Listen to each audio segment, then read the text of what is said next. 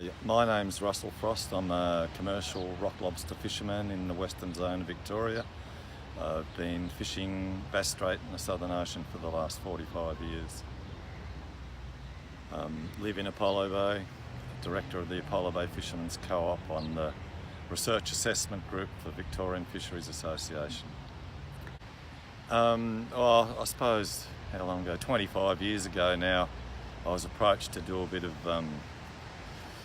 measure population dynamics, tag and measure crayfish, or rock lobster for want of a better word, and I've sort of started doing it voluntarily. Then I suppose 10 years, maybe, 20 years ago they started to do what we call fixed site surveys, which are done in February, where you do 4 days where all the escape gaps of your pots are closed, and then you measure and tag everything that you catch. You don't tag the commercial catch, you tag all the undersize. And it's not only me that does it, there's a few, about half a dozen sites we do in the western zone of Victoria, and mainly the sub-recruiting fish. The numbers of them are used in the model to help set the TAC. Well, the recruitment points to our future. If we don't have recruitment, we don't have a fishery. And what you see when you close the escape gaps up are those sub-legal minimum size fish. And if they don't appear in your fishery, you've got issues. When they're in big numbers or spread across your whole fleet of gear, it generally points to there being a good recruitment event some years ago, because they take a few years to get to a size where they're going to get in a pot.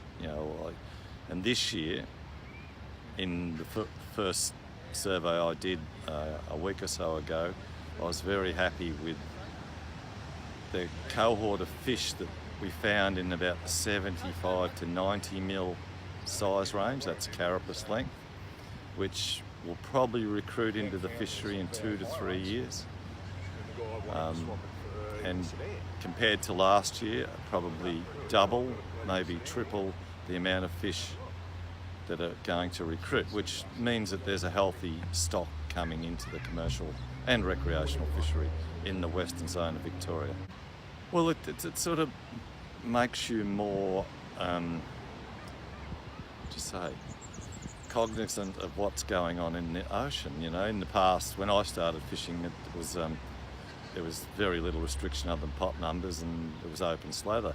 No one seemed to care. There was no data set for anyone to base any decisions on, and that's really what got me in the first place, because I was heavily involved in the political side of the fishing, and thought, these people are making decisions about my future without any data. It's about time someone started to do something.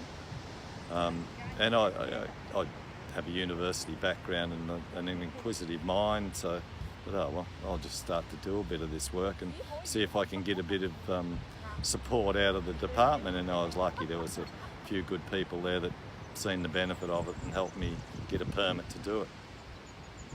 I feel pretty confident about the future in the western zone of Victoria. I would like to think that I've left the fishery in as good a state as it was when I started.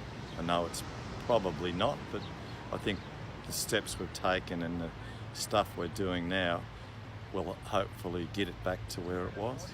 And that would create value for the fishers and the communities that live off the fishing, and all those ancillary businesses that depend on the fishermen.